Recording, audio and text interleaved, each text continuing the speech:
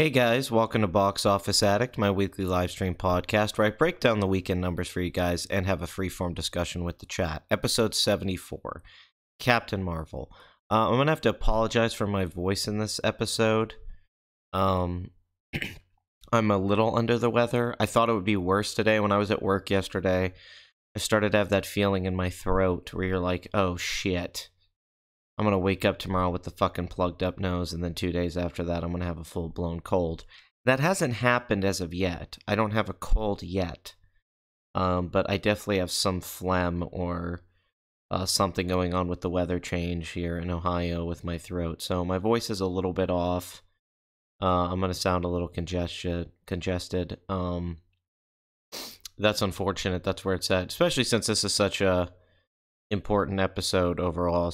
We have a lot to talk about. I'm going to try to focus on the box office as much as I can this episode because we have to talk about Captain Marvel and its success and the politics behind it and everything that's been going on in the controversy, especially related to YouTube. I was going to do a video on it called We Need to Talk About Captain Marvel, and I might still have that video down in the pipeline. I do want to make a video about a topic specifically, about where we're at, where movies are more a political debate now, and we're not really talking about the merits of the films as much as I wish we were. It's more, if you like this movie, you're an SJW. I mean, and if you dislike it, you're alt-right. And we've seen this happen. I think Last Jedi really kicked this off. It probably started with The Force Awakens. But now with Black Panther, and particular this movie, we've simplified everything to just bare bones where, hey, this movie's horrible because Brie Larson sucks, because bitch Larson's horrible. And she is. I've been a critic of bitch Larson for a while now, don't get me wrong. She's awful. She's an awful person. And all the stuff she has said is very much worth criticizing. And the people blindly defending her going, can you believe people have a problem with a woman in a strong lead role? My friends on social media are already that way. My left-leaning friends are like, haha, look at this opening weekend. Can you believe all those people were mad that a woman was in a movie? They just missed the point. They always do this straw man argument that your problem with it is because they're women. Yeah, it probably does start with Ghostbusters, you're right. That you dislike this movie just because Brie Larson's a woman and Captain Marvel's a woman. You dislike the Star Wars movies because of Rey being a girl, which isn't true. That isn't what anyone is saying. We're talking about the writing and the agenda and the lack of a character there and how bland it comes off.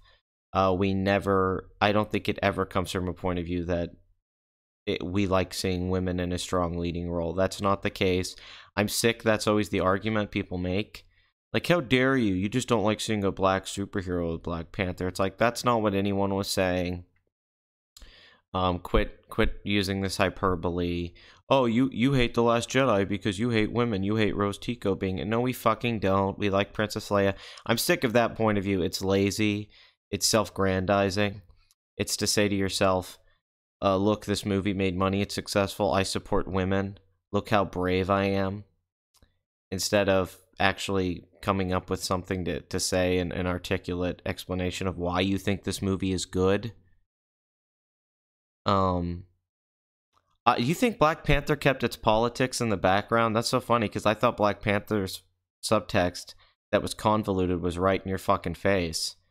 I mean, I thought everything with Killmonger and colonization and everything is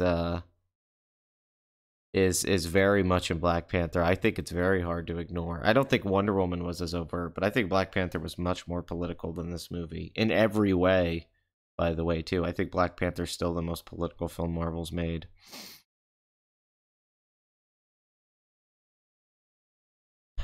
In all seriousness, I don't care about Disney movies because I'm not supposed to. They intentionally avoid themes and genuine quality in favor of emotional manipulation and repeatable results.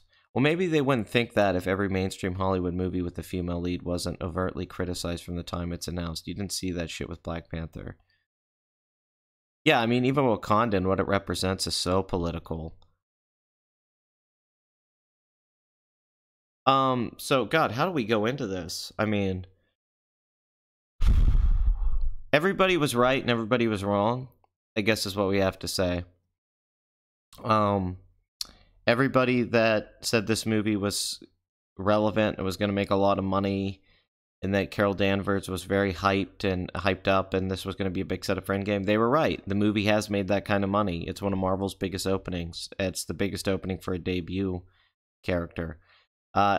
Secondly, everybody who said the film would probably be mediocre to bad, and they didn't really like what it looked like. It didn't look very good in the trailers, and that it was being propped up politically and pushed, that would help with it.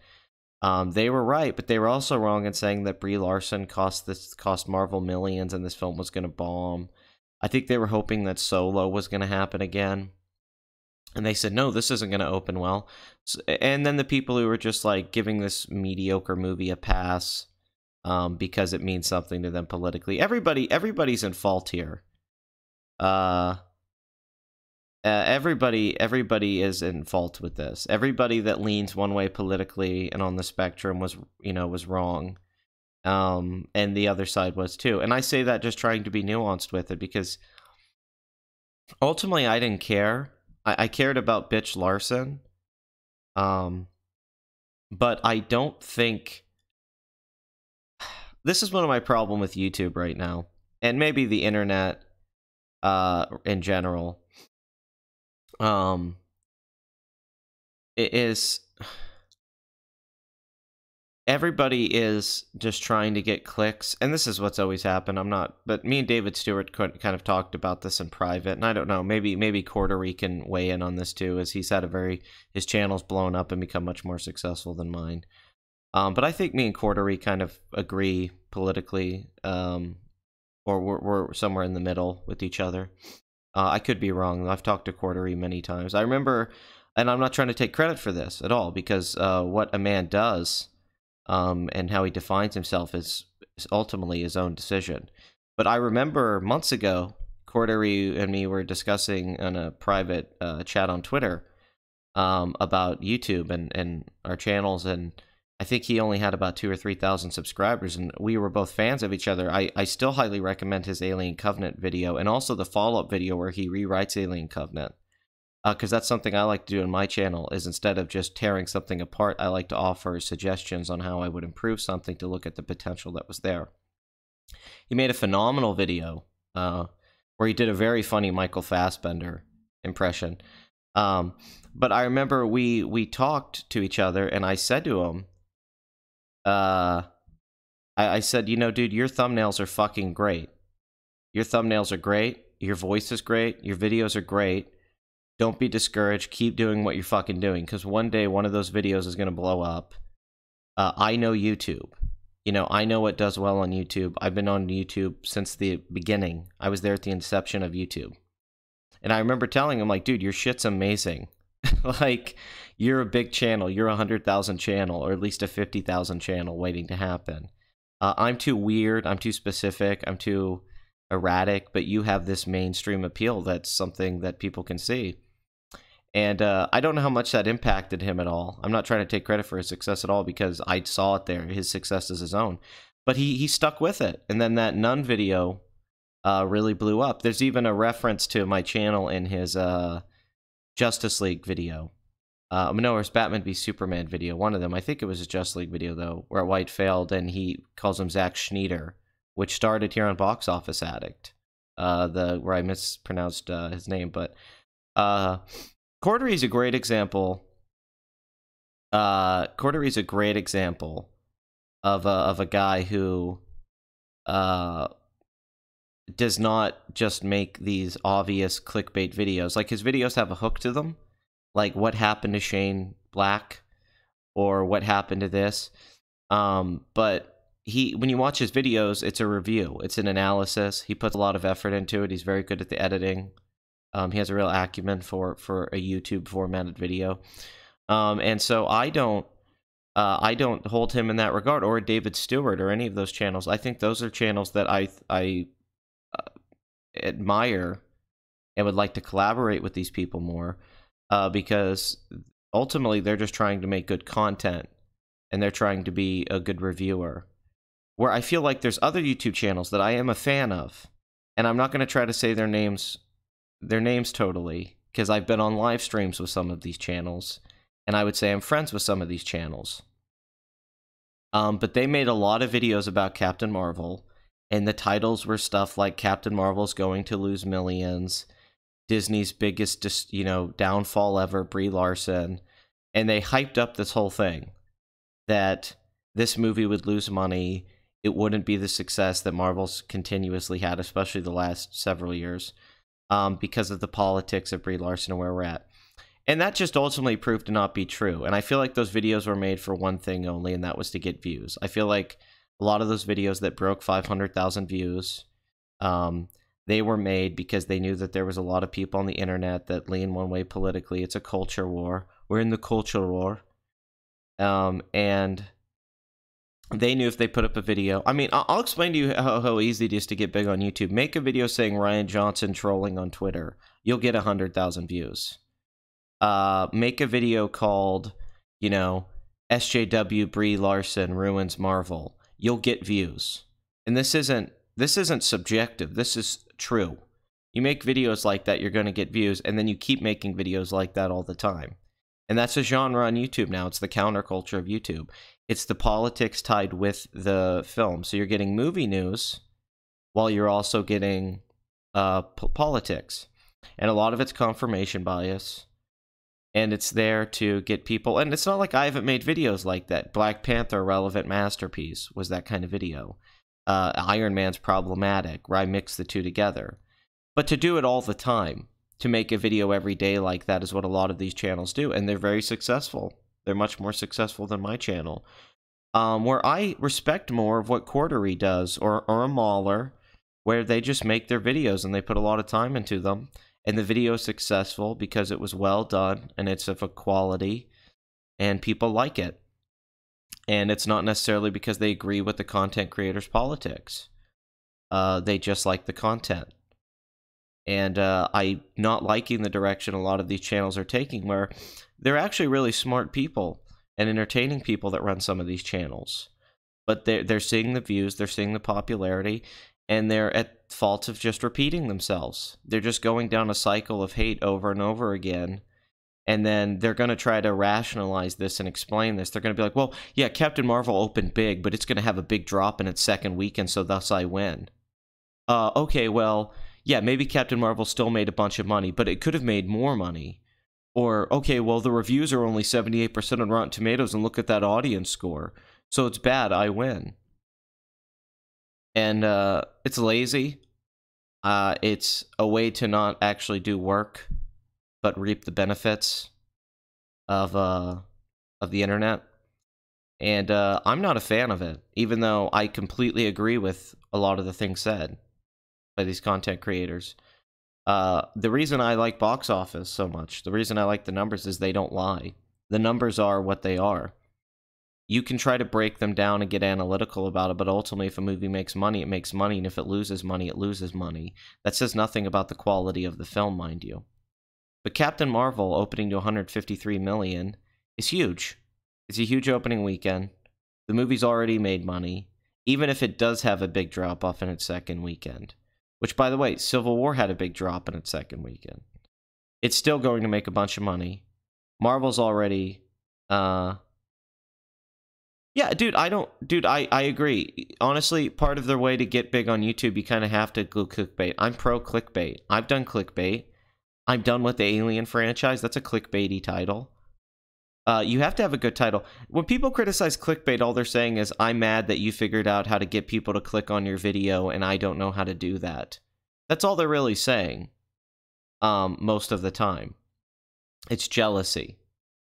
But yeah, the hyperbole and the poor reads that, because I think after Solo bombed, they got this confidence, a lot of these people, that like, well, see, we were right, that was because of The Last Jedi. When that was a lot of factors, that people weren't really interested in a Han Solo movie that didn't star Harrison Ford.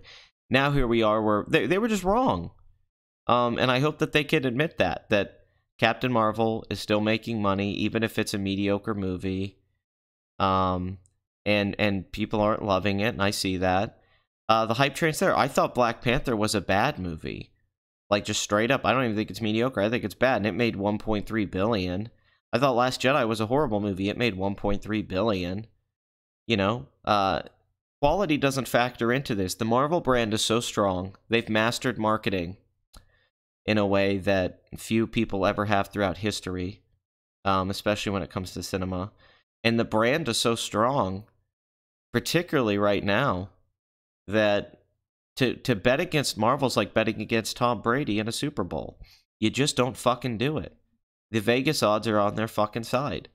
Every movie's been opening huge. Every movie's been making movie. I agree. If you clicked and the clickbait suggested a video that was going to provide some kind of information or content to you, and then you click it and it doesn't, then you're right. Because like when I put up I'm done with the Alien franchise, what's the video about? It's about me bitching about Alien Covenant and how I'm not going to go pay to see any more Alien movies, which is true. I'm never paying to see another Alien movie. And probably a Ridley Scott movie to that extent. So that's fair. Where if you click on the video and the title had this hook to it, and then there's nothing in the video that's really about it, they just make 10 minutes to get their ad revenue, and they didn't say anything, you have every right to criticize that because that's bullshit. For sure. All right, so let me pop this up. Shit, come on. Sorry. Trying to get the, come on. Need my display picture. There we go. So we can actually look at the box office.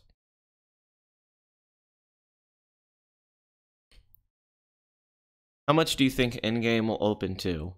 I think we saw the limit of that. I think 250 to 260 million, 250 some for the first film. I think that's about as high as a movie can open. Force Awakens opened to 247. I don't really think a film can reach 300 million opening weekend yet. I don't think we're there. I definitely think 255 to 265 is possible, though. I would guess around the same as the first Infinity War, and Endgame's a different title. I keep thinking Infinity War Part 2. But I would say it's going to open about the same. I don't think any less. But do I think it's going to open so much higher? No. I think the hype's about the same as it was. I don't think you can open bigger than that.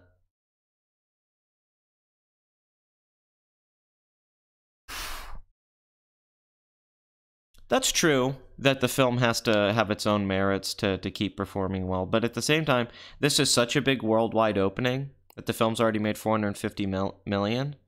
It doesn't really matter. You know, this is like Venom. Venom had such a big opening that when it made 800 million worldwide, it doesn't matter. You know, we're at a point now with most comic book movies, at least live action ones, because actually if you look at Into the Spider-Verse worldwide, the international numbers are just mediocre. They're all making over 500, 600 million. So it's not just the MCU, it's just comic book movies in general. It's really hard to be like, well, this one's going to be a disappointment. It's like, dude, Aquaman made 1.1 billion. Like, you just need to fucking face it. Comic book movies right now are just shitting money.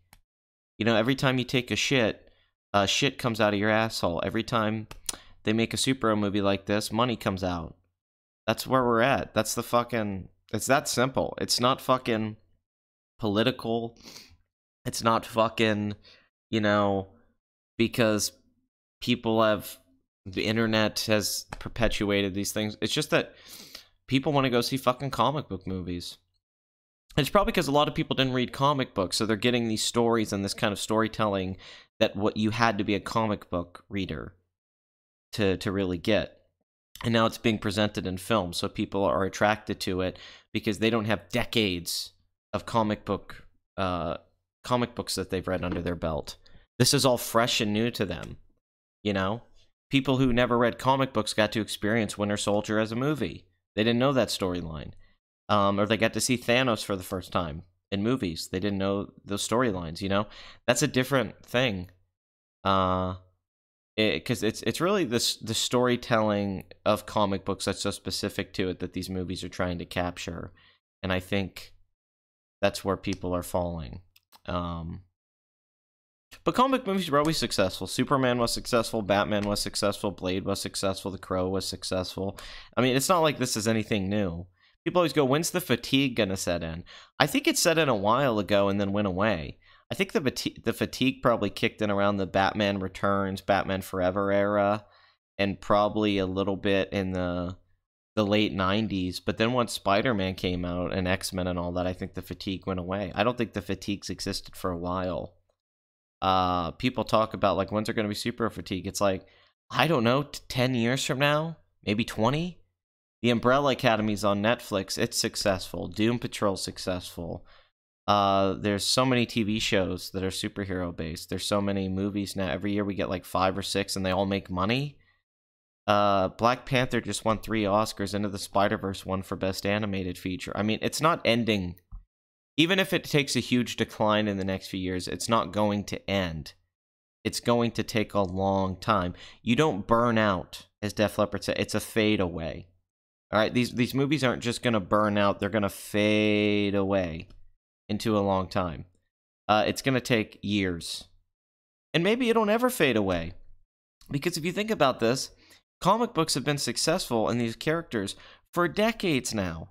They were successful in the 70s. I mean, before that, but let's talk about the era where things really started to get rolling, like 60s Marvel, 70s, and then we go into the 80s and then the 90s, and how big X-Men was at that time, and stuff like The Dark Knight Returns or Watchmen.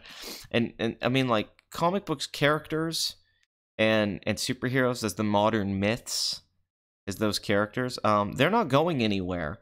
Just like religious figures haven't gone anywhere over the centuries. This isn't going to happen. Superhero fatigue's not here at all. Unless you're joking, Dead Skull. Superhero fatigue, the opposites even happened. Comic book movies are doing better now. They're all making money now. There's not even ones that bomb. Reviews don't even matter for the most part. Glass made fucking money. I mean, they're all making money. Venom got shit reviews and it made $800 million. It doesn't matter. The IPs are just too fucking strong. Yeah,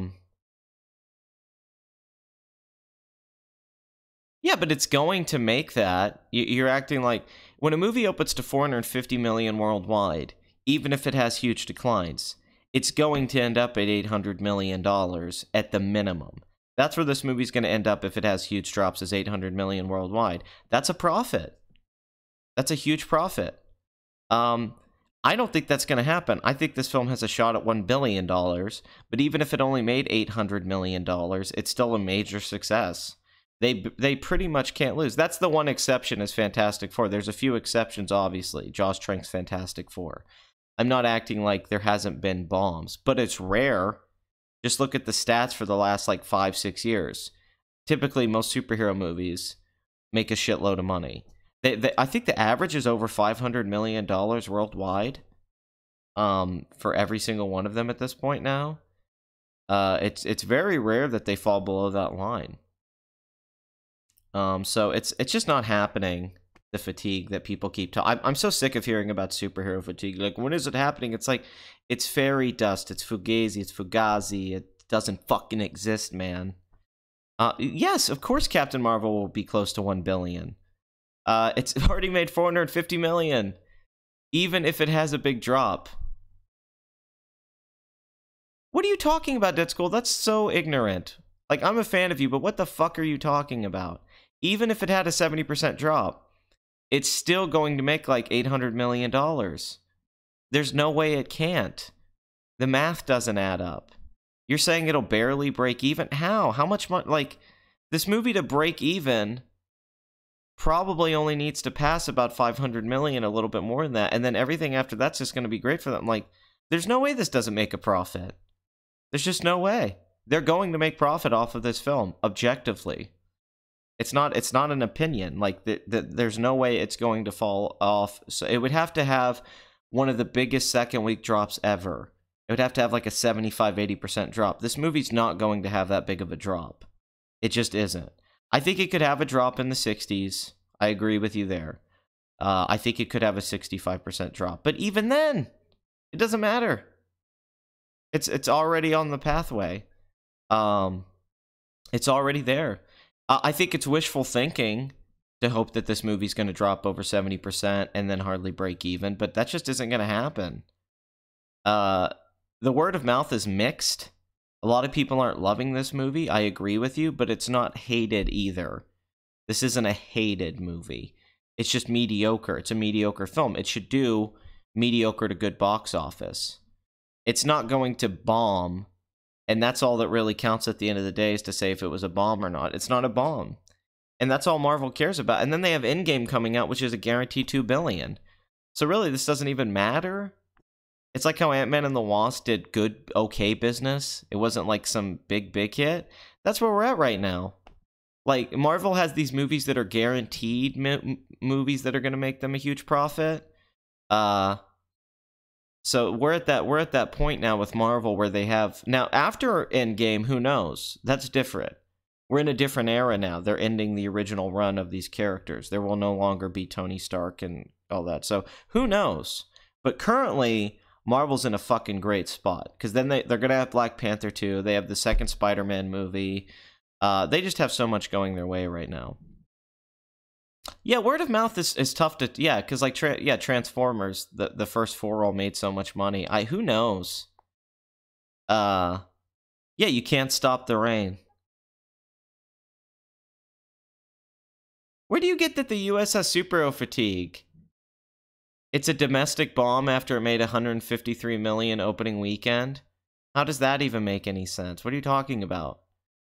The first movie with this character really opens to $153 million, and that shows that the US has fatigue for superhero movies? What? That doesn't make any sense. So what, Venom was a fluke? That making the money it did? Like, dude, what are you talking about? Aquaman made $333 million domestic and 1.1. Do we have fatigue for... What do you mean?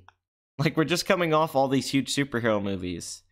$700 million for Black Panther domestically, 678. Like, we don't have fatigue in the US.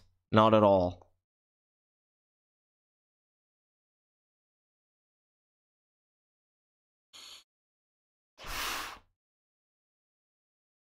Well, what do you mean look it up on Wikipedia? Are you making a joke? Because it's not a domestic bomb.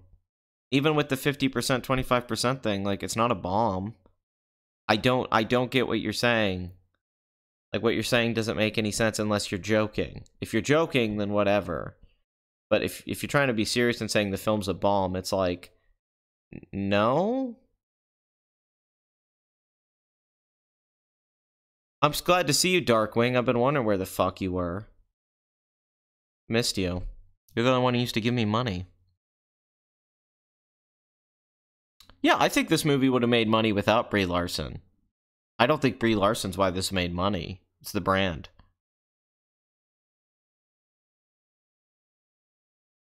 If a movie makes less than its production budget and advertising budget, it's considered a bomb. It literally made 25% back. Yeah, but it just opened, so what are you talking about? You're writing the note on this film as if it's over. You don't know where it's going to end up. Like, I'm confused at what you're saying because you don't have the stuff yet. Like, you don't have the evidence yet to support what you're saying. You need to wait for the second, third, fourth, fifth weekend. And then you can be like, well, hey, look. But right now, we just currently have to go off the opening weekend, which is good. Like, I think this is going to make $300 million domestic, personally. I think it's going to. But, you know, if I'm wrong, I'm wrong. But I don't see how it won't. But I could be wrong. But even Batman v Superman made that kind of money.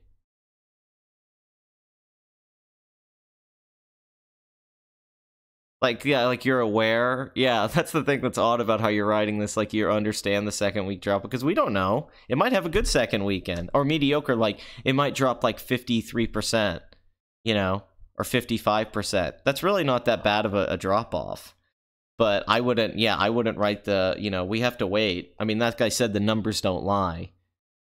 So once this made its money, we have to see how it pans out. Then we'll know. But we don't know as of right now.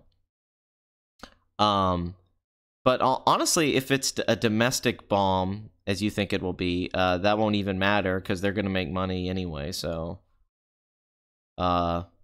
this looks good for Marvel no matter what. I mean, it's hard to really spin this into a negative. It looks good for Marvel in general. And for Kevin Feige. It's like, look, he keeps having these movies open so well.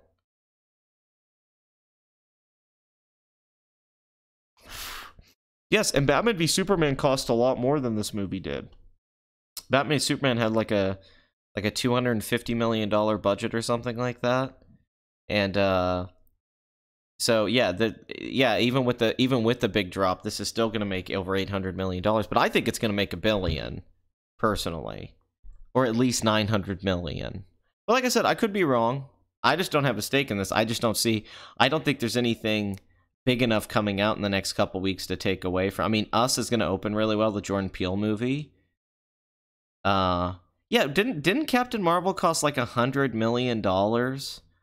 Isn't it one of the lowest budgeted Marvel films? I read the budget was like $100 million or like 120 or something like that. I don't think this is a $200 million film from a budget stand. Now, marketing, yes, it would be over that, but I don't think they spent a lot of money on this movie. Yeah, $150 million. Yeah, this isn't like a 200. This isn't Solo. So let's say $150 million, then they have a marketing budget. So yeah, what do they have? 200 something million in this movie, and it's going to make $800 to $1 billion. That's a success. You know, that's where we're at. All I'm just saying about this though is that like it's easy to fall into the politics. It's easy to say this movie is good or bad based off these things, and it's easy to but like I said, you know, money is money, box office is box office. So okay, yeah, then 150 million. That's a pretty good budget for a $153 million opening weekend. Yeah.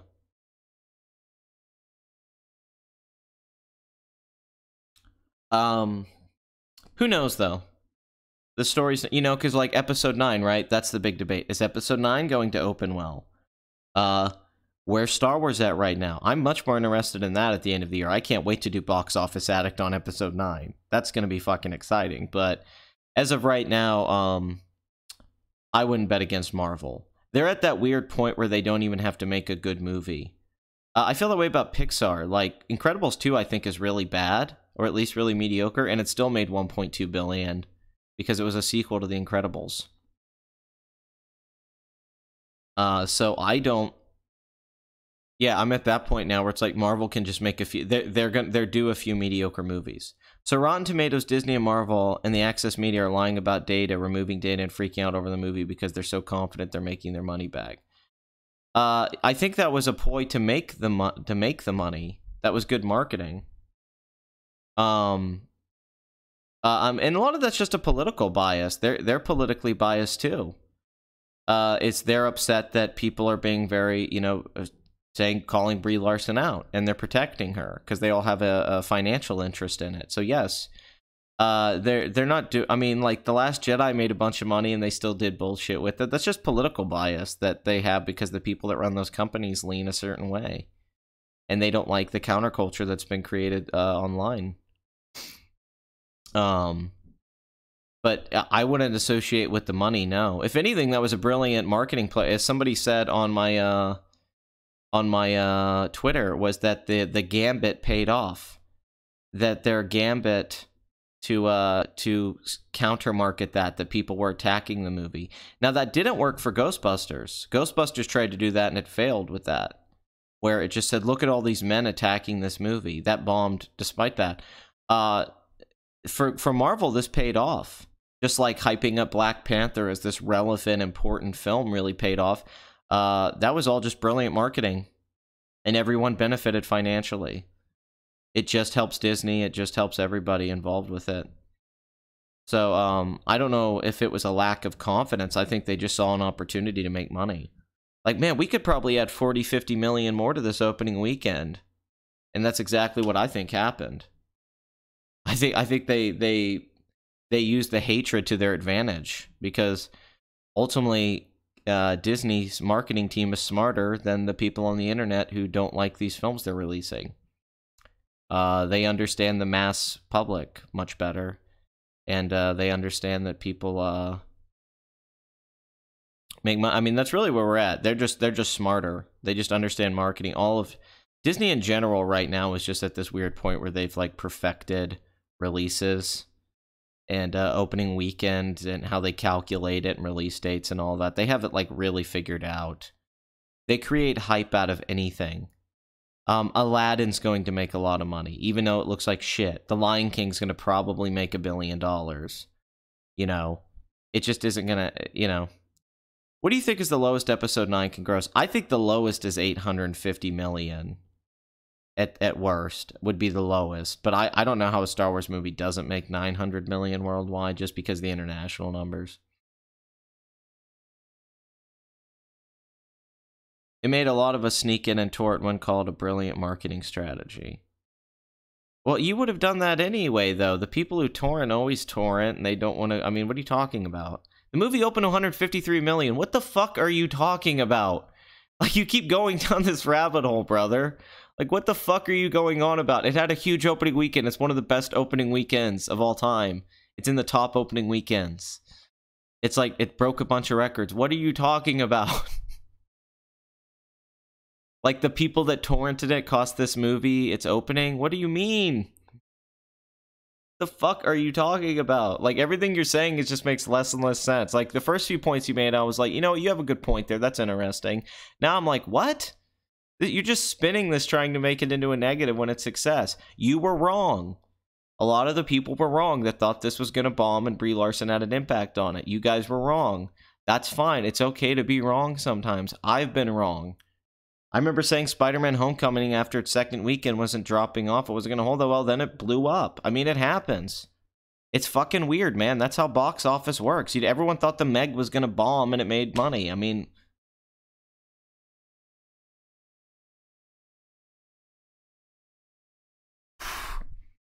Yeah, but they didn't need your money. Like, you're one person. That's anecdotal. That doesn't mean that it affects the overall impact of the movie. The average audience goer still doesn't really torrent movies, I think, because you still got to skew with the older audience, too. But I don't... They didn't need your money. They don't need everybody's money. They just need enough money to have a successful opening weekend and then make money, like...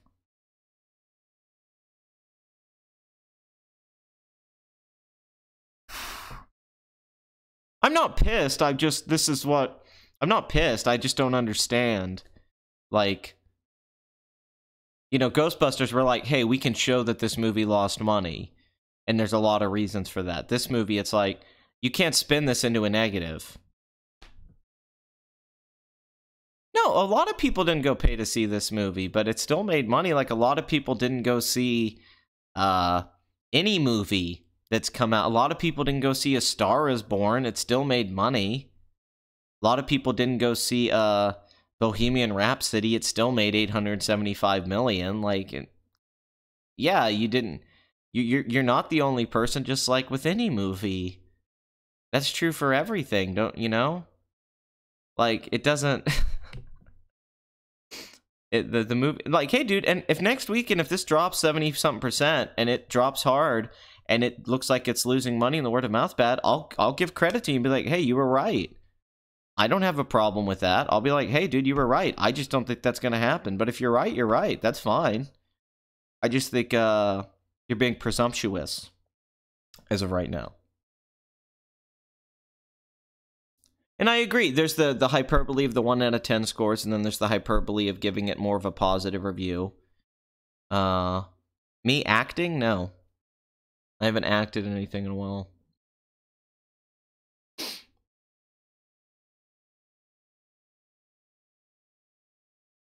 I don't know if that's true, though. That Brie kept the movie from making money. You know, I don't think anybody was predicting 180. I mean, people started predicting 160 because of ticket sales, but I remember when they first announced Captain Marvel and at the end of Infinity War, I didn't think this movie would open to 153 million. I was thinking, like, man, they'd be lucky if this breaks 100 million. I'm like, who the fuck knows? Who cares about Captain Marvel? I'm not a fan of Carol Danvers. And I was like, well, she's not that big of a character. And here it is, made 153 million. I think this is overperforming, even with the estimates. I think when they announced this movie, and Brie Larson and Ryan Fleck and Anna Bodwin and all that, there's no way I thought this would have opened this high. So I don't I don't really agree with that, that like, oh, it lost this much. Honestly, the money it probably lost was probably at best a few $1 million, maybe $10 million. It might have lost because of Brie Larson. Maybe. We have really no way to calculate that. We really don't know. And a lot of people that hate this movie did go pay to see it, to do a review of it, or to bitch about it because they want to be fair and go see the movie. Not everyone went down the route of torrenting it. A lot of people do go see the movie just to see if it's good or bad. And that's going to happen with episode 9, at least from a YouTube perspective. So it's really hard to find the analytics on that stuff. I don't really know. We're kind of talking about stuff that's abstract to a point, because to really mathematically break it all down would be very difficult, because we'd have to ask every single person and know, and if they're telling the truth or not. I just don't think the general public gave a fuck about what Brie Larson said.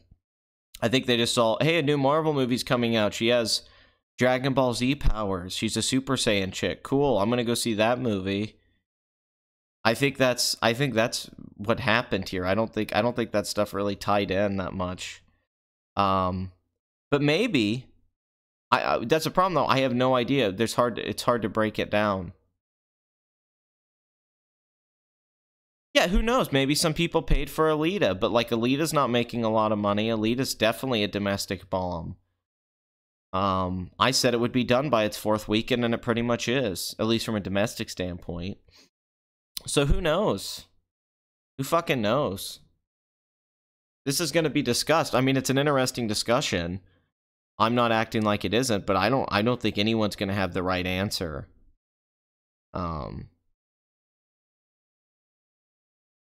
It's like, who fucking knows?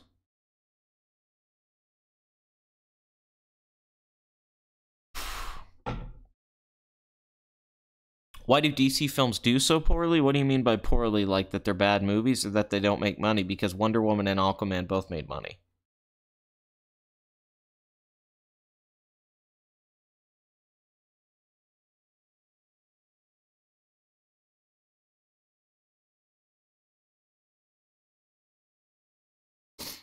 I like, do you mean that why are DC films kind of shitty? Well, I like you too. I like all of you. I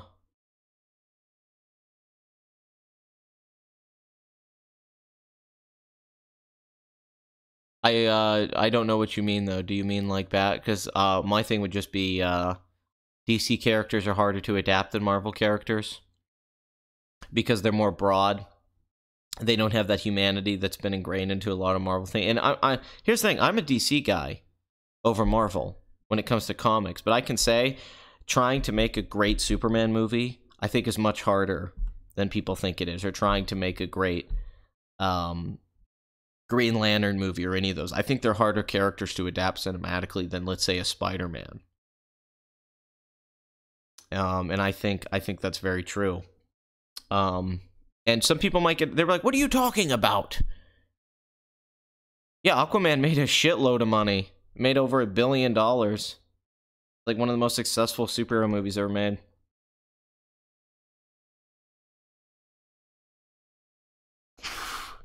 Hey, I agree with you, Craig. I wish only good movies made money.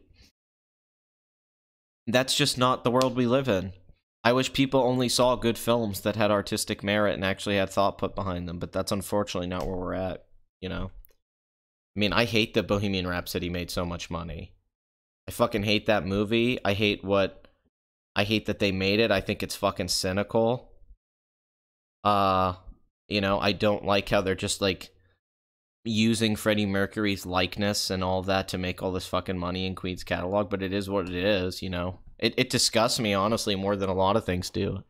When you take someone else's fucking art and what it means and their image, and then you use it to fucking perpetuate your own success, but then you don't actually put the work in that the artist that you're taking from did in their own work, and it doesn't even have an ounce of the fucking depth that person had. Freddie Mercury is one of the most interesting men of the 20th century. And then you make the most TV movie generic bullshit out of that. You make a fucking sing-along, and it works. And it shows it's a bad reflection of our culture that movie made so much money and was so successful. It's a very negative view on the general public for me. So that pisses me off. You know, I don't like that. But that's not the first time that's happened, and that's not the last time. I know Brian May was, and it makes me disgusted with Brian May. It makes me really fucking upset with Brian May. I really don't fucking like it. The fact that they changed history, that they lied about things for the movie to create some false sense of drama, that the movie didn't need because the story's interesting enough without you tweaking it to make it more generic, fucking disgusts me. And it makes me feel worse about, Brian May. It's fucking disappointing, maybe more than anything, that Brian May and them were involved with it and they let this happen. But hey, they made all the money in the world. So, what do I fucking know? But I think you could have made that money and made a good movie. I don't think you had to make a piece of shit. Bohemian Rhapsody does suck, man. It fucking sucks. Alright, let's skip a few of these because they don't fucking matter. Let's get to A Star Is Born, which won an Oscar for Best Song. It's about done. $431 million worldwide on a $36 million budget. Huge hit for Bradley Cooper. Really, he's the one I think. Lady Gaga has a film career now, but I think he's really coming off of this with the biggest high. Because he was already an established movie star, but now he's going to be directing. Yeah, he's going to be able to do kind of whatever the fuck he wants for the next few years. Happy Death Day to You continues to be disappointing compared to the first one, at least domestically. Worldwide, it's made $60 million on a $9 million budget, so another success story from Blumhouse. The Upside continues to be on the upside at the box office. $104 million domestic, $116 million worldwide. Kevin Hart's career still strong. Bryan Cranston having a successful film. What Men Want, $51 million domestic on a $20 million budget. That film's doing okay, about what you would expect. The documentary Apollo 11 made $1.3 million. Very good hold. Only at 400 theaters. Greta, from director Neil Jordan, did The Crying Game, starring Chloe Moretz. Not doing very well. Can't believe they released that film in 2,000 theaters. Has a 51% drop. Fighting With My Family, starring The Rock and Lena Headey and Nick Frost, Vince Vaughn. $18.6 million domestic so far. That's a low-budget film. That's like a $10 million film. Isn't It Romantic continues to do mediocre box office, as does all of Rebel Wilson's films outside of Pitch Perfect, $44 million domestic. Although, really, it's not that bad. It's honestly doing a little bit better than the last couple Amy Schumer movies. Let's get to Best Picture winner Green Book, which is now just a success story. $23 million budget, open in China. It's making money. Internationally, what the fuck? $162 million foreign. $242 million worldwide. I think this film could have even done better domestically if they'd released it a little later and rode the Academy Award wave. Because this film won Best Picture and all that a little late into its run, after it already made about $60 million. So, this should be able to make $85 million. I don't think $100 million is really possible at this point, because like I said, they released it a little too early. But it's going to make over $250 million worldwide, and with its production budget and everything involved. So, Best Picture winner for Peter Farrelly. Really, that's the thing. This is a return for Peter Farrelly, who at one point made one of the highest grossing comedies of all time, where There's Something About Mary, and Dumb and Dumber was it. And then the Farrelly brothers became hacks. I mean, they had a bad run for like the last 10, 15 years. And here he is with an Academy Award winning film that got decent reviews.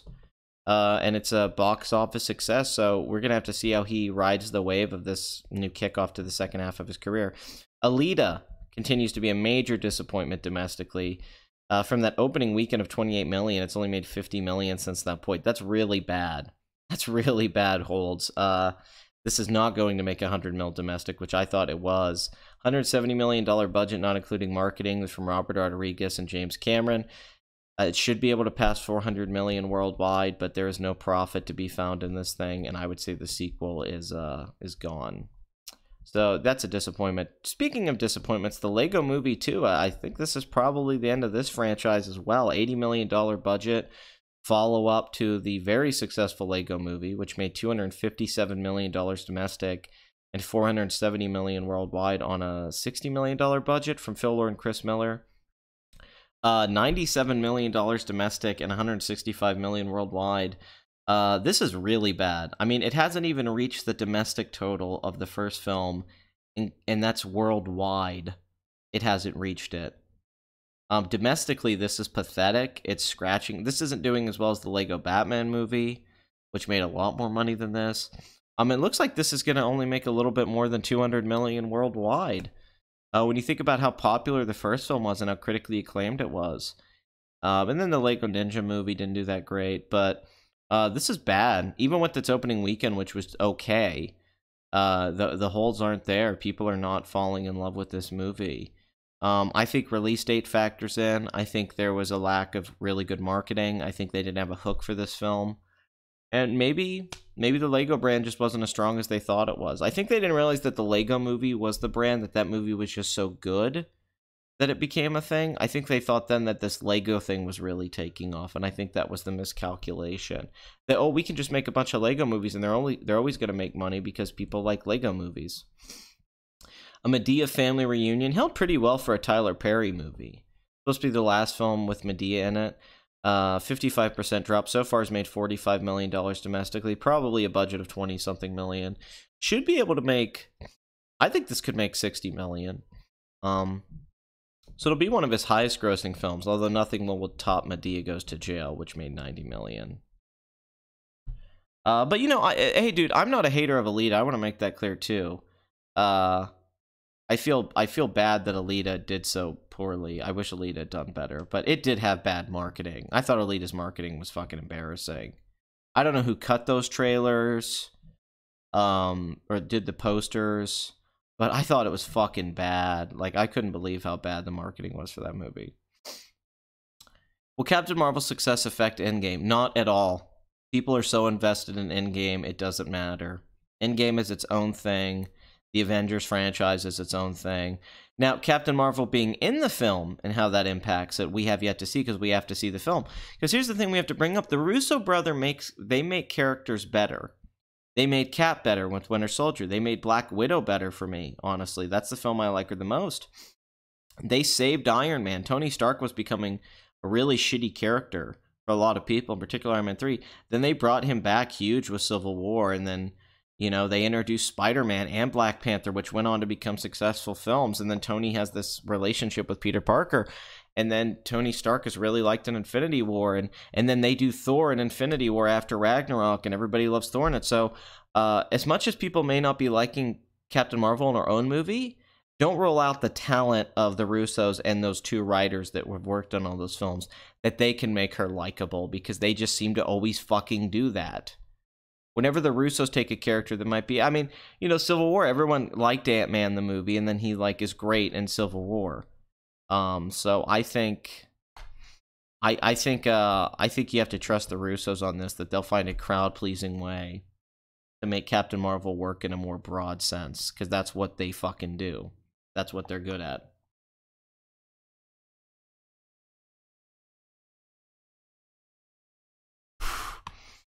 I mean, I will sing. I don't know if I can find karaoke music for One Vision.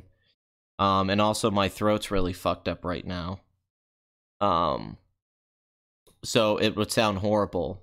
As I said at the beginning, I don't think they ruined Hulk. I think Hulk's great in Infinity War. I think a lot of people felt that way. I think a lot of people liked Bruce Banner in the Hulk in Infinity War. I mean, it's cool that you feel that way.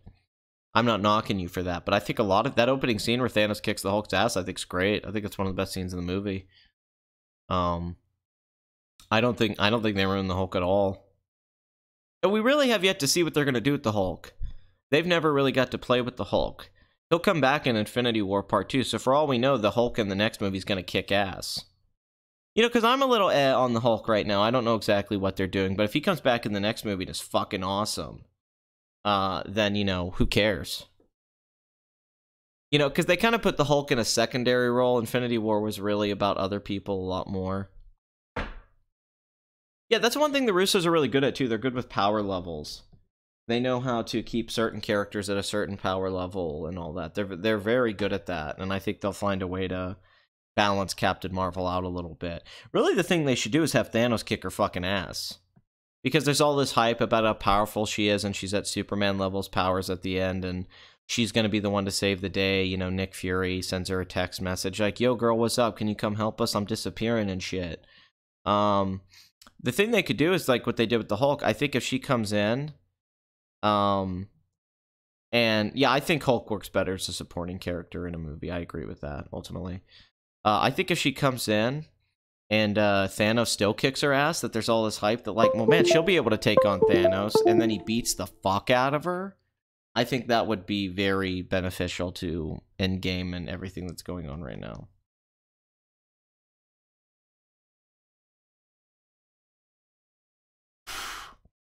I don't know if Captain Marvel 2 is confirmed, but, you know, they make a sequel to every goddamn movie, so why wouldn't they make a sequel to this one? They made a sequel to Ant-Man. Actually, literally, Hulk is strong enough to carry a film. I mean that very literal, though, in his actual strength. He could pick it up, but... Yeah, Thanos beating the shit out of her, right? Like, he pulls an American History X. He's like, put your mouth on the fucking sidewalk. Then he boots her fucking head down. That'd be awesome. I think do it early, too. Like, have her come in like, I'm gonna save the fucking day. And then she is just like, God, this guy's fucking strong. Yeah, no, I think that opening scene to Infinity War is, like, my favorite thing about the whole movie. It's just how dark it is, and it's got this, like, Empire Strikes Back tone. Just that first scene, I don't think the whole movie's that way, but that first scene, just having Thor being screaming and Thanos is holding his head, and he kills Loki, and everyone's dead, you're like, fuck, man. This is a nice tone. Ooh, I like that. He uses Captain Marvel against the good guys, and she ends up fighting them, makes her a villain. I like that idea a lot, Crazy. That's a fucking good idea. That not necessarily that he beats the shit out of her, but he finds a way to control her. And uses her powers again. And then the Avengers have to fight Captain Marvel. So that way you don't use her powers as a crutch. It'd be like, why doesn't she just fight Thanos? You have it used against the characters that we've come to love so much. And you present her in a more negative light throughout the movie. You kind of do what they did with Hawkeye. Turns out Carol Danvers is an actress and Guy Pearce is the real Captain Marvel.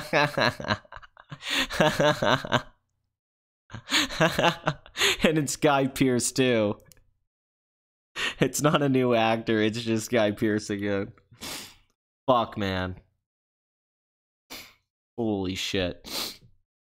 Jesus Christ, Dragon, Darkwing. You're about to embarrass me so bad. I hate you so much. He eats her pussy. He eats her pussy and gets throat cancer like Michael Douglas. Yeah, I agree that there's parts that have that Empire Strikes Back feeling. At least tonally, you know. I feel that way, especially with that opening scene. That reminds me of Empire. Yeah, the opening scene in Infinity War. It's weird to say the best part of a movie or highlights the opening because it makes it seem like the rest of the movie's not good. But the rest of the movie's good. It's just they start at such a high. They knew they had to be like, we have to set the fucking stage right because if we don't, how the they know like we have to kick ass early on. You know, and so I think it was really a brilliant move. Hook the audience immediately. It's okay, Darkwing. I mean, you gave me money. I just spent $200 on some shit. So I need some money right now. So if you all just want to give me money, that's perfectly fine.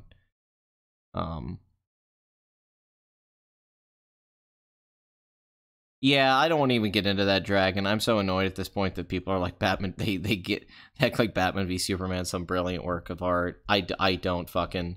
How to Train Your Dragon 3 isn't doing that great. Like, a 51% drop in its third week, it's actually pretty steep for an animated film. I don't think it'll reach the domestic total of the second film.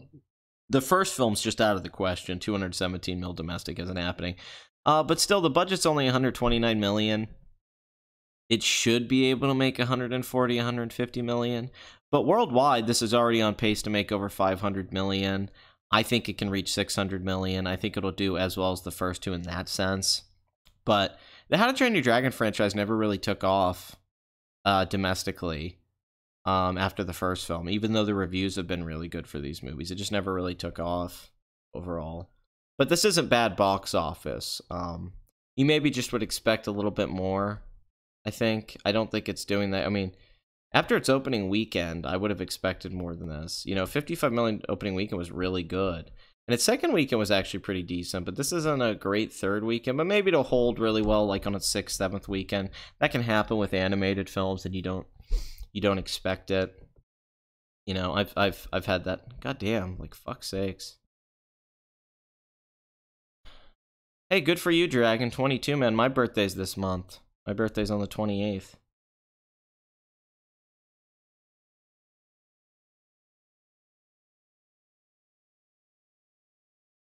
I mean, is the first Avengers better as a standalone movie? Maybe, in some ways, but I think Infinity War is just an experience, is on another level. I think it does everything the first Avengers did, which is get the team together, sort of, although it does the opposite, it splits the team up.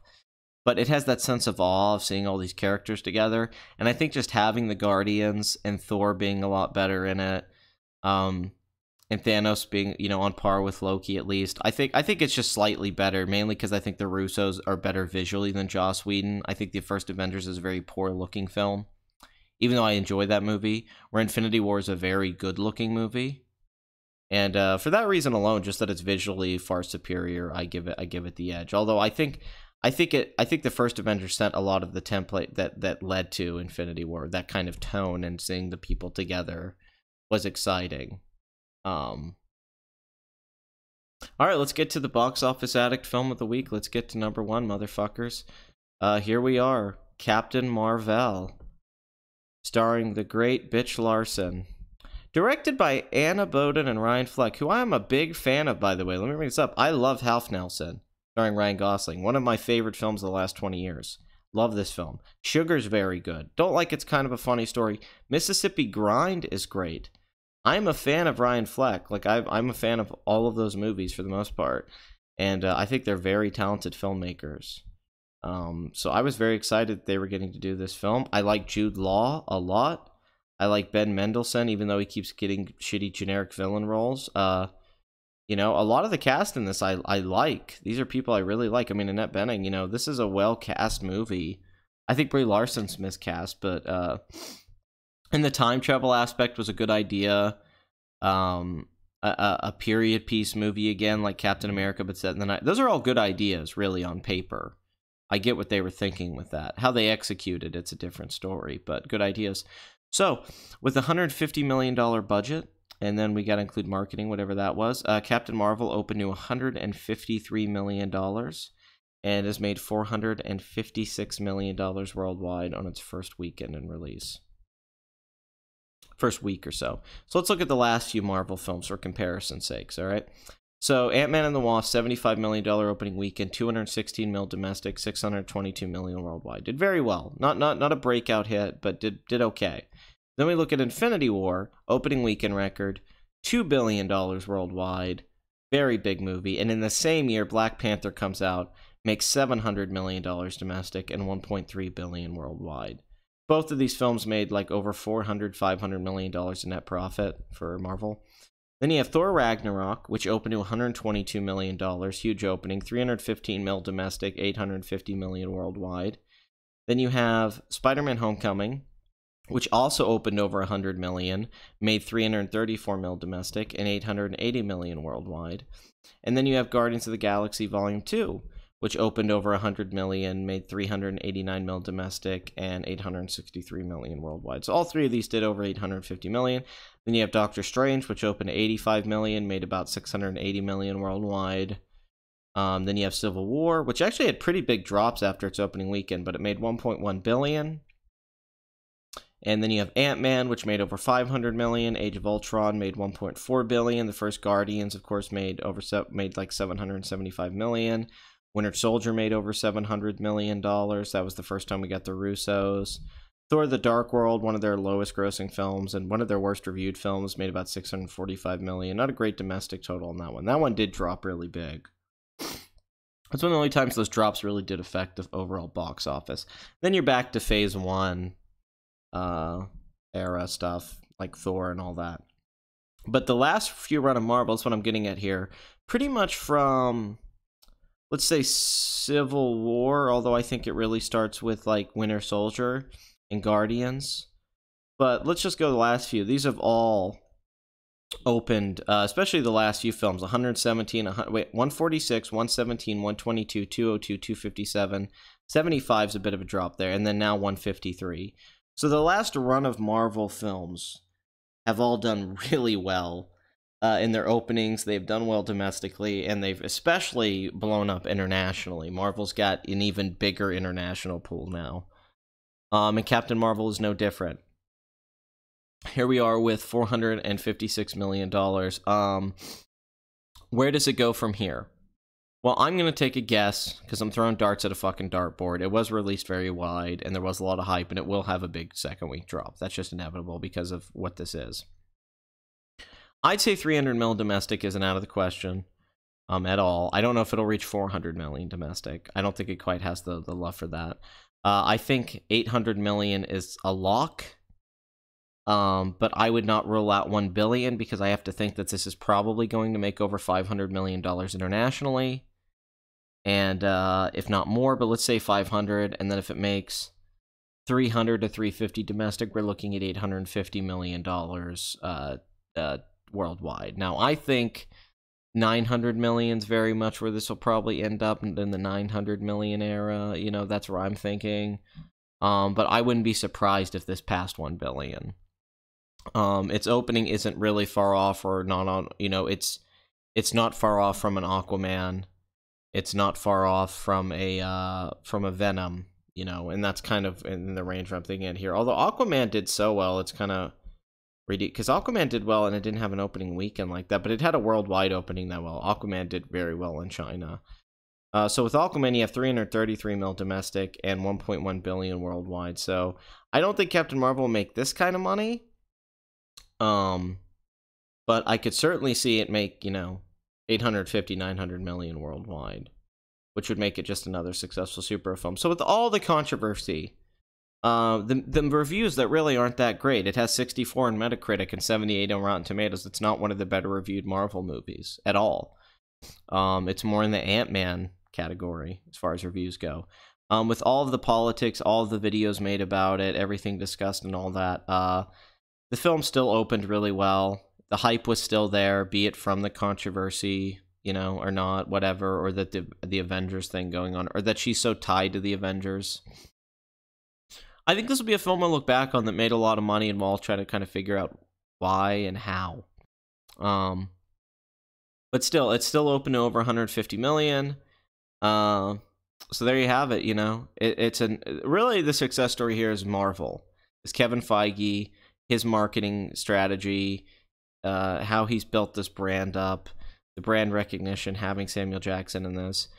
Years of work. This is over a decade of work that leads to these kind of numbers. This does not happen easily.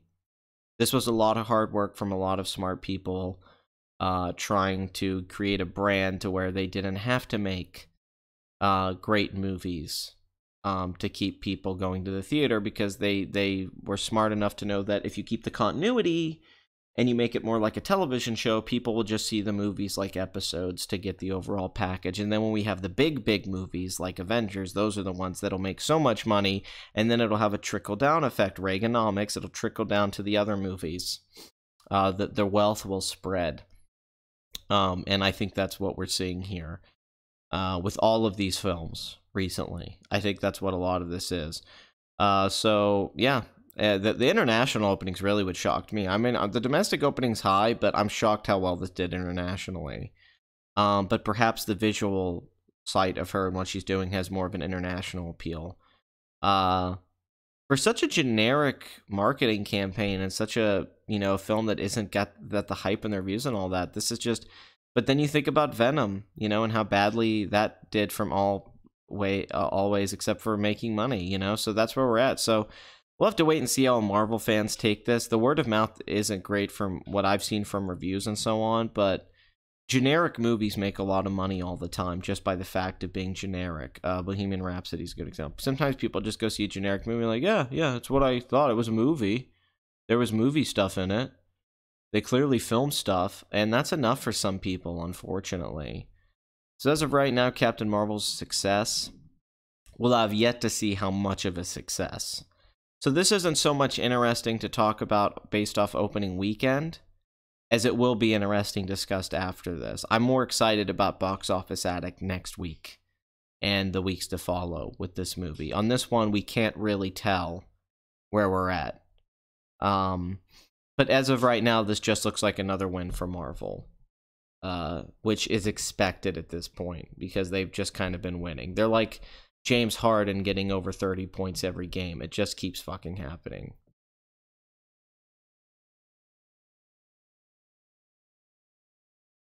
Foreign markets love bored-looking white women. That's fucking funny, man. Yeah, no, China's... Man, you can't predict China, man. Yeah, that's the thing. 3 weeks before Shazam comes out, if it makes, you know, 55, 60 million next weekend and then 30 million after that, and then Shazam, you know, they've already would have made, you know, over 200 million at that point, probably 250. So by that point, they're just... You know, and then with the international numbers, I mean, I think by next weekend, this will already be in a really good fucking spot. Yeah, the next movie after Endgame is really important. I agree with you. I think some people saw Captain Marvel thinking it was tied to Endgame. I definitely think that. I really agree with that.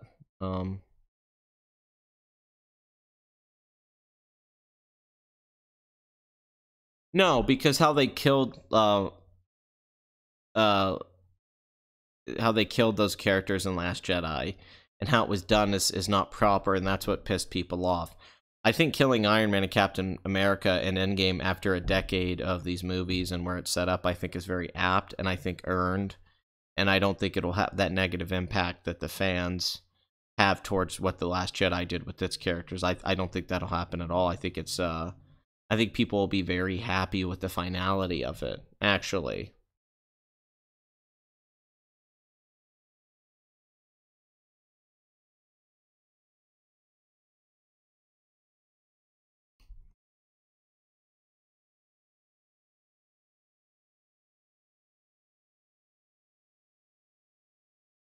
I guess the only thing to do is pump up Shazam as much as I can. Yeah, I mean, hopefully Shazam's good, man. Thanos tells Carol to smile.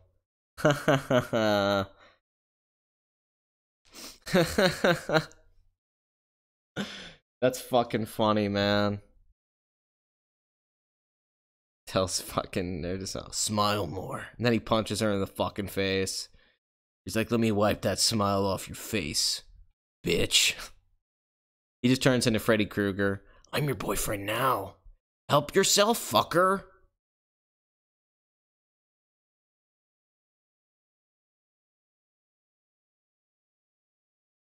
It's actually a pretty busy Box Office Addict. I think we have 50 people watching. I'm about to lose all of them. Because Darkwing doesn't care if I get views or not. You have to give me a minute. I'm gonna have to go get my headphones because this won't work. I didn't do music. Yes, I have heard of The Wandering Earth. Isn't it the highest grossing film of the year so far? Oh yeah, fuck Rian Johnson. Yeah, Rian Johnson can suck my balls. Fuck you, Darkwing. You know, I have 50 people watching this. I actually have people like, talk about Captain Marvel, please. I'm holding on to every word that you're saying with your terrible voice right now. Please, I need to hear about the box office for this movie because everyone keeps telling me it's the most important thing ever. And now it's like, all right, here's a shitty karaoke of a Queen song that you probably don't know.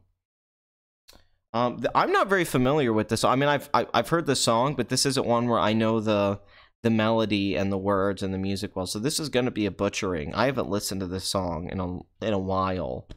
It's not that I'm not a fan of them at all either. It's just this isn't like if you were like good old fashioned Loverboy, or something like that, I would be like, fuck yeah, let's go. Or if you were into like, hey, let's sing Killer Queen or just a Radio Gaga, I'd be like, yeah. But this one, I'm like, shit, fuck you. Yeah, I do want to talk about the Game of Thrones trailer, and I do want to talk about Detective Pikachu trailer, but I might not do it in this Box Office Addict. I might do separate videos discussing that. Be right back. There's going to be a weird break here, but it'll only be like for a minute.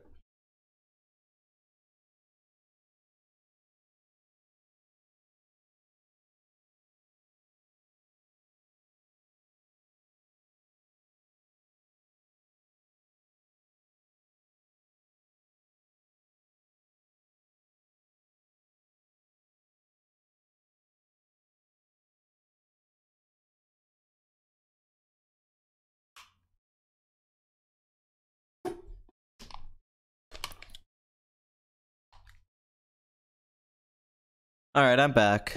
Sorry about that. Had to go get my headphones. Oh my god. Let me just see the numbers. Yeah, we went from 50 people to 45. Watch it drop to 35. Really fucking fast.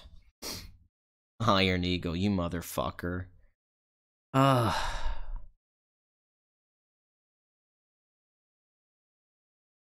mean, my throat's so fucked up right now. I don't know how the fuck this is gonna come out. I'm fucking scared. And so will the copyright claim that'll take half the revenue off this video. Can you guys hear the music? There's apparently karaoke. Yeah, what can I do under pressure? Like, what the fuck? Why not under pressure? I can sing like Axl Rose when my throat's not fucked up. I actually do a pretty good impression of Axl Rose. Now the chat's down to 40. You're already ruining this. You ruin any chance of my success with this fucking show, Darkwing. You son of a bitch. You are Ryan Johnson. You are killing Luke Skywalker right now. I'm looking at the double sunset as I disappear, and all that's left is my beanie that says please rewind. That's all that's happening.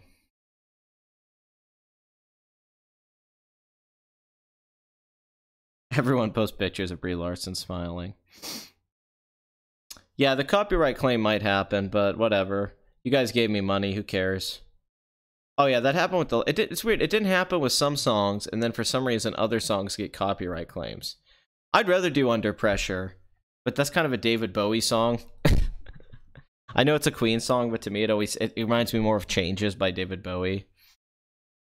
I just don't know the song very well. I mean, like I said, I've heard the song many times. I know the song. It's just like, I'm sitting here like, fuck, how does this song go?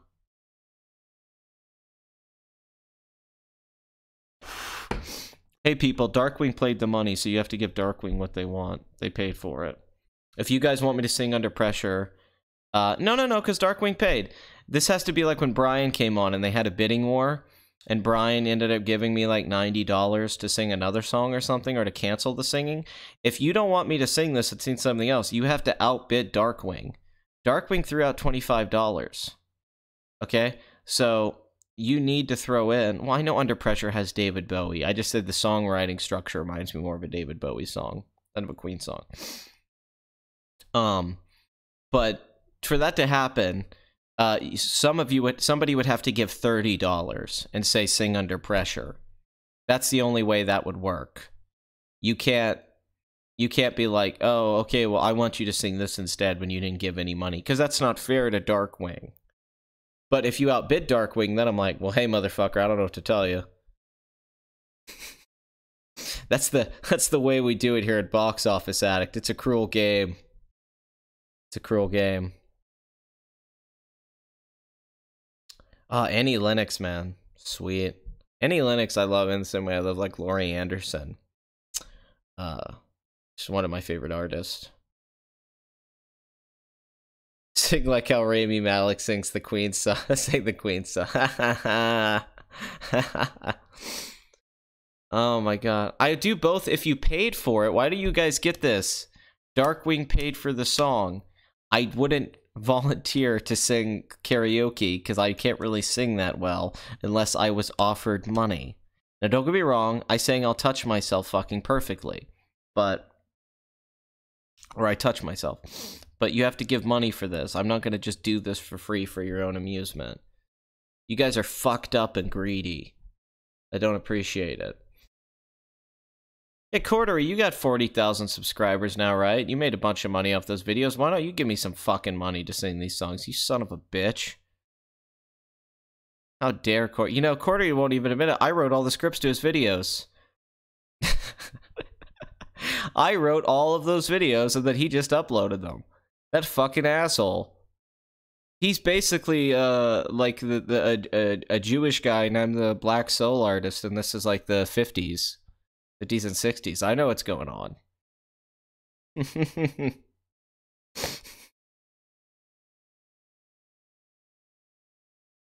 Oh, God. Now... See, this is a problem now. Now the money's been thrown down. The gauntlet's been thrown.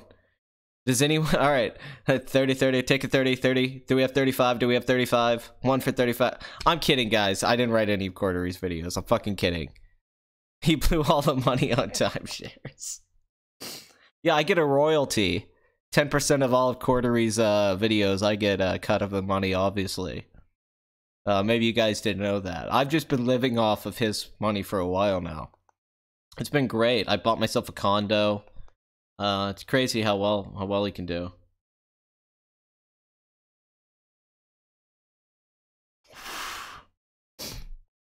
What the fuck do I do? Jesus Christ, this is Sophie's choice. Except either road we go down's gonna go cringe. This is really that, like, oh my god. So no one else wants to throw any money down? Okay, no one else wants to throw any money down. Okay. Here's what's gonna happen then. I'll sing part of One Vision because Darkwing gave money, and then I'll sing part of Under Pressure because Hamster gave money too.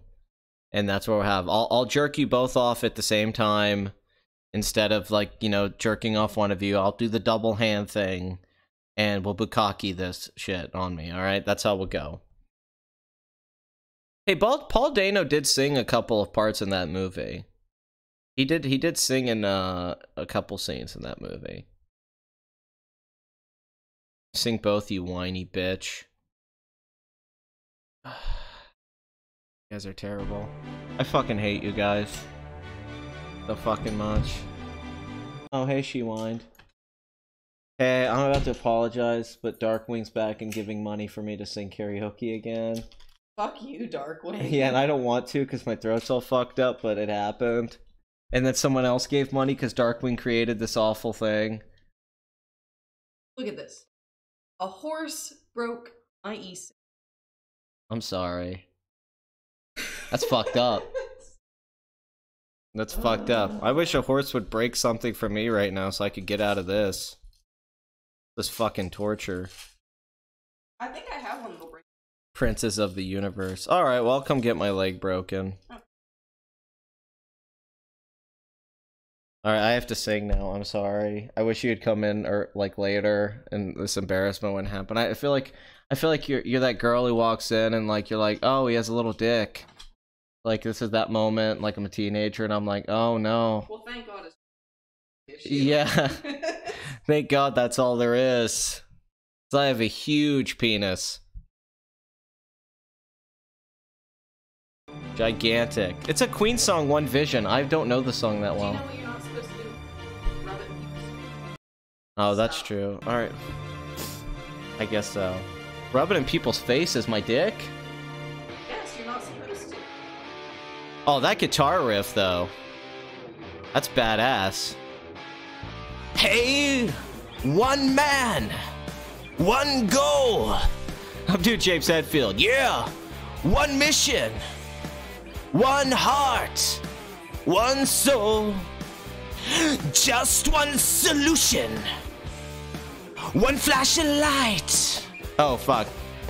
Yeah, one God, one vision, one flesh, one bone, one true religion, one voice, one hope, one real decision.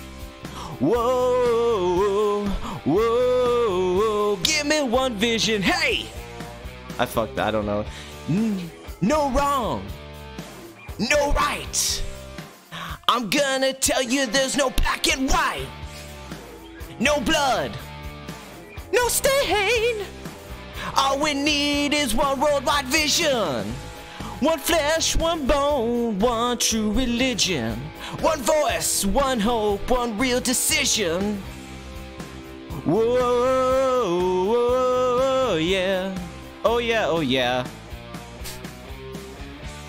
I had a dream when I was young, the dream of sweet illusion, a glimpse of hope and unity, and visions of one sweet union.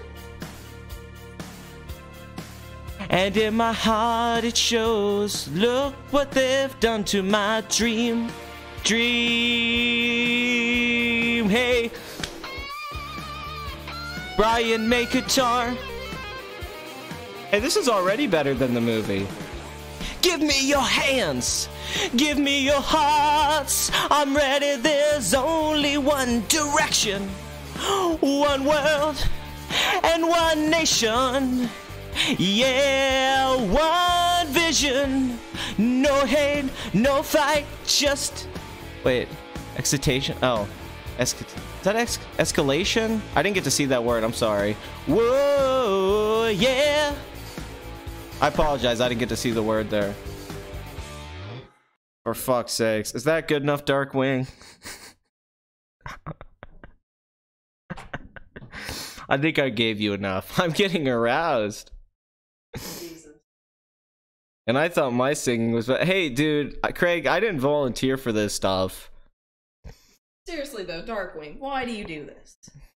Answer a question for me for once. I want the chat to answer my question. Darkwing, is this the part where why? Pat's girlfriend comes in during the intermission? Yeah, always. She always shows up at those. Yeah, I'm sorry I come home when I get off work. That's crazy. Oh, okay.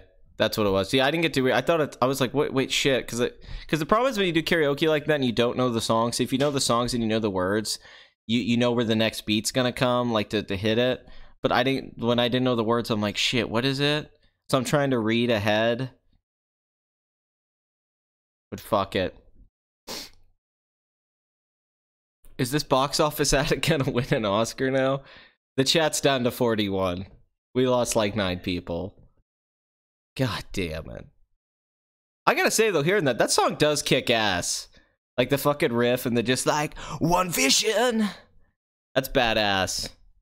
I'm not gonna deny. This is such a good show too. Box Office Addict is such a good show. I'm so proud of it. I'm so proud of the narrative that we built. That it's a show about a guy at odds with his own show. That he wants it to like end, but he keeps doing it. That the audience has become part of it. It's intrinsic with each other. That the DNA is in there of the audience. How it's grown as a show. It was more analytical, and then it became more of a show about me. And me just talking about things in general. That the box office took a background. I'm so proud of everything about this show. And what it's turned into. I think it's the finest thing this channel's produced. But then there's these fucking episodes where I sing this fucking awful karaoke. And it just taints everything that we've worked for. Alright, Ice Ice Baby. You are a sadist. This is like Sallow in 120 Days of Karaoke by Pasolini.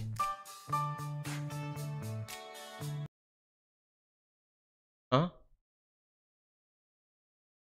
Yeah. Oh, okay.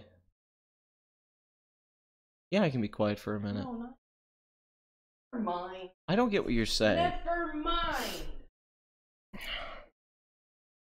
Really hard when you're recording. My neighbors are gonna be so pissed. Doom doom body.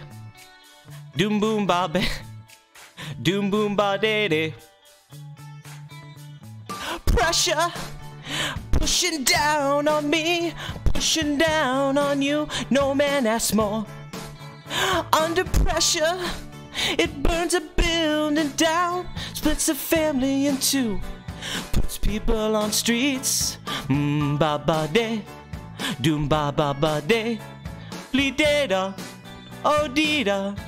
That's okay. It's the terror of knowing what this world is about. Watching some good friends scream, let me out. And tomorrow gets me higher. Pressure on people on streets. Yeah, da da. Oh, ba da da da pam pam. Okay. She's been around looking. My brain's around the floor. These are the days it never rains, but a pause. Do no no don't. Eddie be da da. Wait, hold on. Sorry, she's trying to show me shit.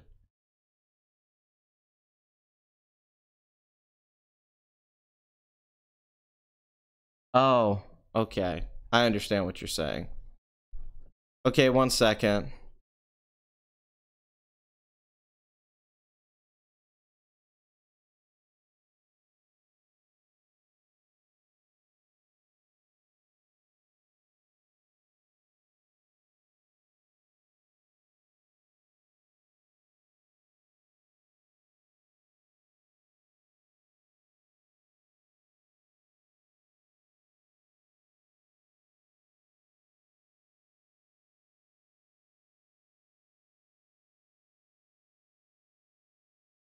We're back.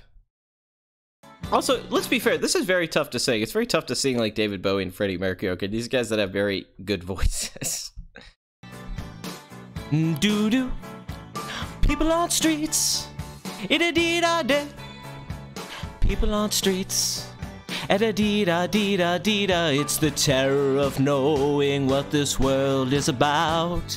Watching some good friends screaming, let me out. Tomorrow gets me high. Pressure on people on streets. Turned away from it all like a blind man. Sat on a fence, but it didn't work. Keep coming up for love, but it's so slashed and torn. Why? Why?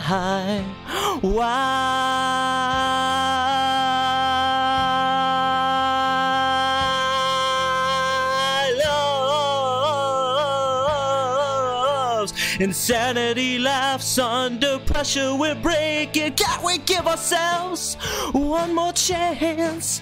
Why can't we give love that one more chance? Why can't we give love, give love, give love, give love, give love, give love, give love, give? 'Cause love's such an old-fashioned word, and love dares you to care for the people on the edge of the night, and love dares you to change your way of caring about ourselves. This is our last dance.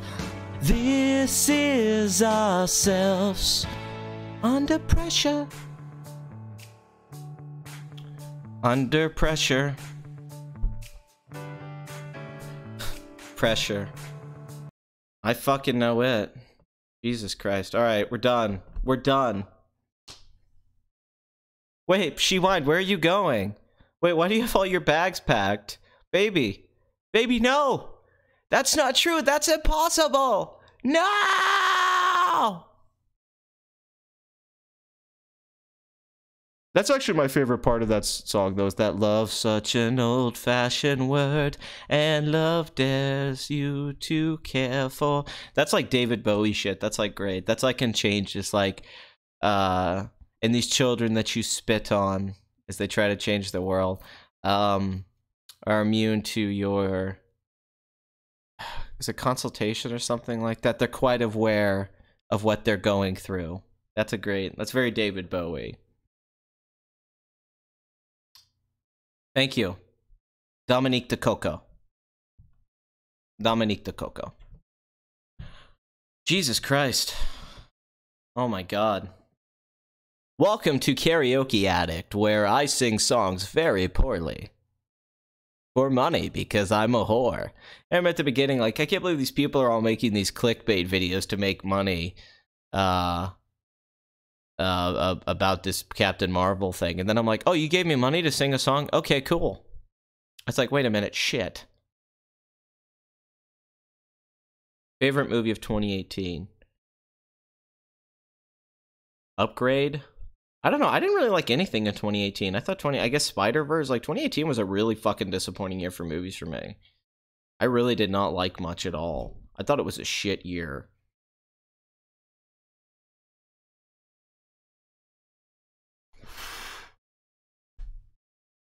Why are you smiling? Because everyone thinks I left. She's been through worse. This is me all the time. It's not like me doing embarrassing things is just limited to Box Office Addict. The one time I got him in a church, he actually sang Beautiful.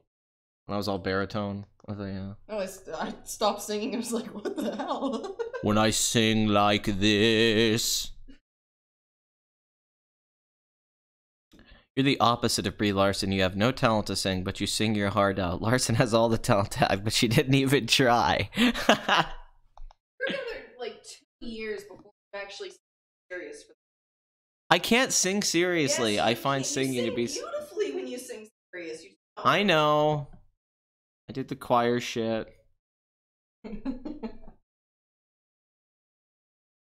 It was Bathory. 2018 was really lame.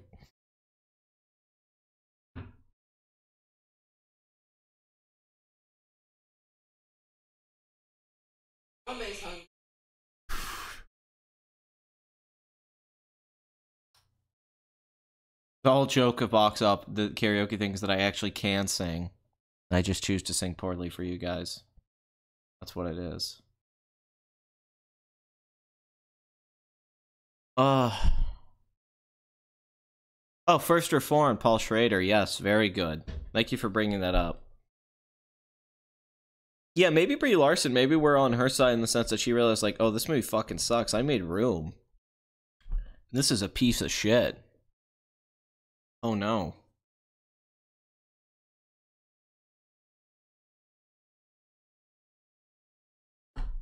But hey, guys, what else can I say?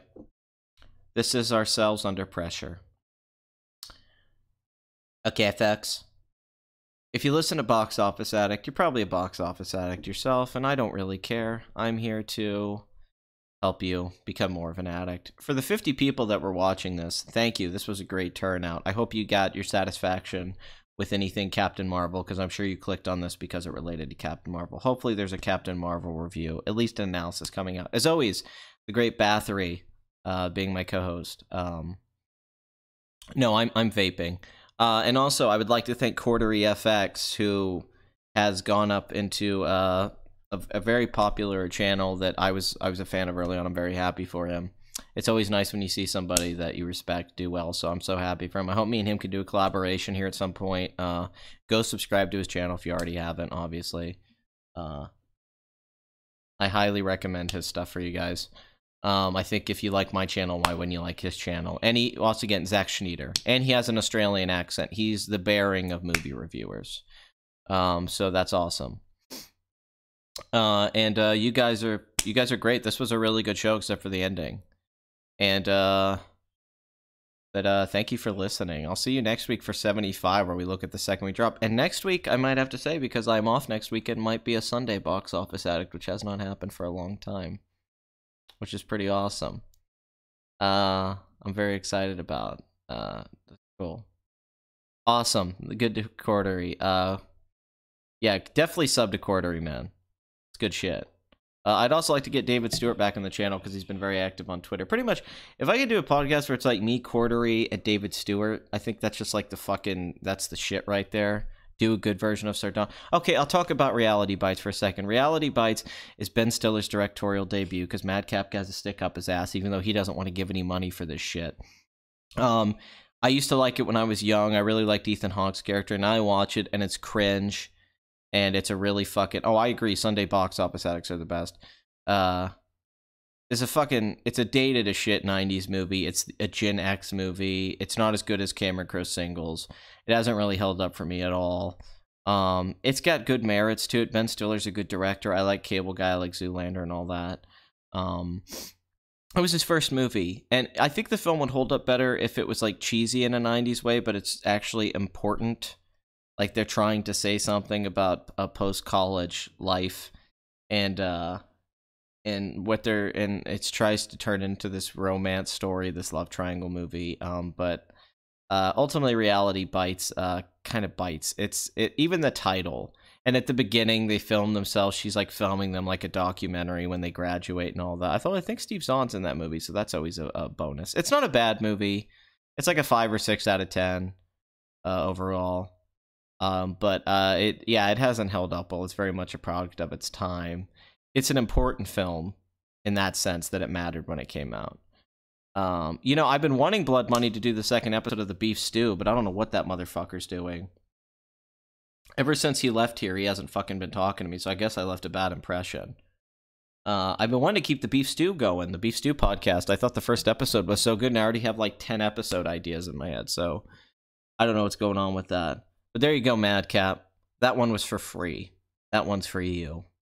There's always the regulars, though. Craig, Crazy, Funny, Dragon, all of you, Darkwing, all of you guys are fucking great. First, I'll sing anything if you give me money. Of course I will. But, thank you guys. You guys are all awesome, and, I'm going to try to make more content here. I'm going to try to churn out more content on a regular basis because I feel really bad about how shitty I've been with my releases and all that. It's mainly just been work, but I talked to my boss recently. I'm going to be getting more time off. They've acknowledged the fact that I've been working like 50 hours every week for like 8 months. So hopefully I get some more time off and I can spend more time on videos. I hope you guys like the happiness video, the underrated classics. I told you guys underrated classics was going to come back. It just took a year. But my goal is to bring back underrated classics, my favorite films, all the stuff that built this channel. Box Office Addict, more movie reviews and all that stuff. Although I kind of want to go less in movie reviews. And definitely more of the long-form video essays with Terrible Lizard. And I'm considering us doing a long-form version of what me and him have developed together after we did the Good Will Hunting and Private Lessons video. I'm thinking about doing like a 45-minute to hour-long that would be split up into 2 parts essay on several different types of films. Ones that are in my head are like Donnie Darko and Garden State with Terrible Lizard editing, and we've been talking about that and growing the channel with that. So be ready for some Terrible Lizard essays, hopefully a second episode of the Beef Stew, some collaborations with channels like David Stewart, Wild Smile has shown interest in getting back together, and well, of course, that's the thing with this channel is that we just have an open conversation here. And there's that relatability, and we're willing to talk about things very openly. You guys hold me to high standards, and I hold you guys to standards as well. And I don't patronize to you. I hope that quality comes across. I'm not here to try to win you over. I just am who I am, and you either have to accept that or hate me, but watch anyway, right? But beyond all that, I hope to do all that, get the podcast going, get some more fun live streams, but also just short videos. Short, good videos, more reaction videos, the reaction to the Oscars. I want to do some trailer reactions and all that. I want to really talk about Game of Thrones and all that. And yeah, that's where I feel like 2019 is going. It should be a fun summer. But thank you for watching. I'll see you guys next week.